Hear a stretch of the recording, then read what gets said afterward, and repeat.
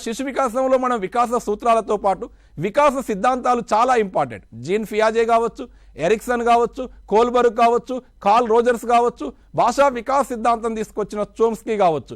ఈ 5 సిద్ధాంతాల మీద ప్రతి సెషన్లో 2 ప్రశ్నలు మనం ప్రీవియస్ పేపర్లను పరిశీలిస్తే ఖచ్చితంగా కనపడుతున్నాయి. ఇక్కడ మనం ఆల్రెడీ చూస్తే వికాస్ సిద్ధాంతాలు చెప్పాను. ఒక్కసారి సిద్ధాంతాలు చదవండి, ప్రీవియస్ క్వశ్చన్లు ప్రాక్టీస్ చేయండి. కొత్త జోలికి వెళ్ళకండి, కేవలం ప్రీవియస్ క్వశ్చన్లు చూడండి, మీకు ప్రశ్న అర్థమవుతుంది. అదేవిధంగా వికాసంలో ఉన్నటువంటి దశలు, శైశవ దశ కావచ్చు, బాల్య దశ, కౌమార దశ, ఈ 3టికి బాగా ఇంపార్టెంట్ ఇవ్వండి. ఎందుకు ఈ 3టికి ఇవ్వాలి అంటే ఆ దశలో ఉన్న పిల్లవాడే మీ ముందుంటాడు. రేపు మీరు స్కూల్కి వెళ్ళిన తర్వాత ఆ పిల్లవాడిని మాత్రమే మీరు అర్థం చేసుకోవాలి.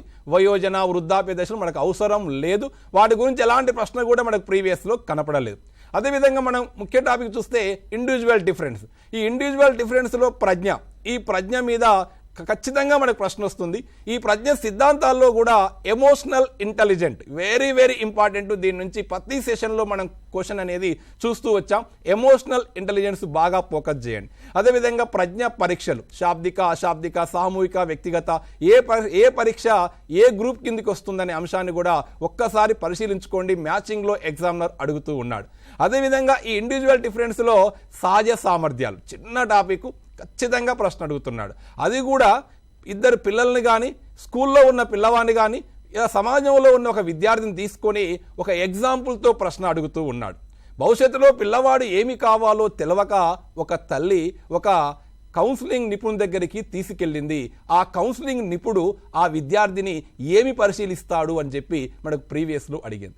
ఒక వ్యక్తి భవిష్యత్తులో ఏ రంగంలో రాణించగలడో సూచించేదే సహజ సామర్థ్యము అంటాం. ఇట్లా ఎగ్జాంపుల్తో మాత్రమే ఎగ్జామినర్ క్వశ్చన్ని అది ఫేమ్ చేస్తూ ఉన్నాడు కాబట్టి ప్రీవియస్ క్వశ్చన్లు చూడండి.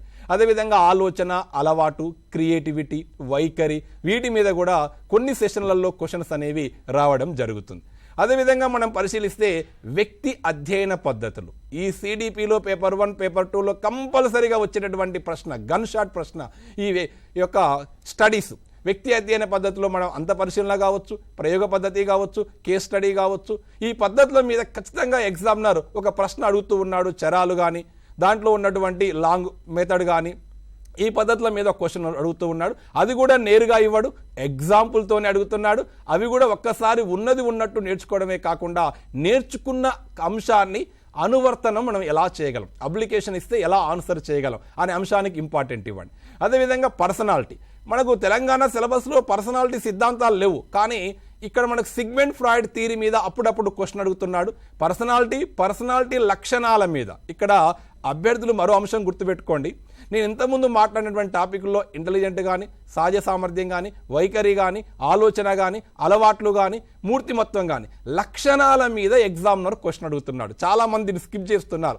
ఈ కింది వానిలో వైఖరి లక్షణం కానిది, లేదా ఈ కింది వానిలో ఆలోచనకు సంబంధించింది సరికానిది, నాటు పదే చెప్తా ఉంటాడు.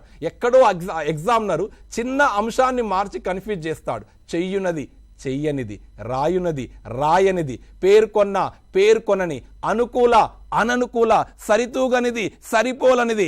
అచ్చమైన తెలుగు కన్నా పైన ఇంగ్లీష్ చూడండి క్వశ్చన్. ఎందుకంటే అక్కడ not, did not, why not, can not, ఏదో ఒక నాటు ఉంటుంది. నెగిటివ్ కోణానికి నాటు పెడతాడు, పాజిటివ్ కోణానికి నాటు పెట్టడు. కాబట్టి మీరు ఎంత చదివినా ఆ టైంలో దాన్ని అర్థం చేసుకోవాలి అంటే ఖచ్చితంగా ఇంగ్లీష్లో కూడా క్వశ్చన్ చూడాలి.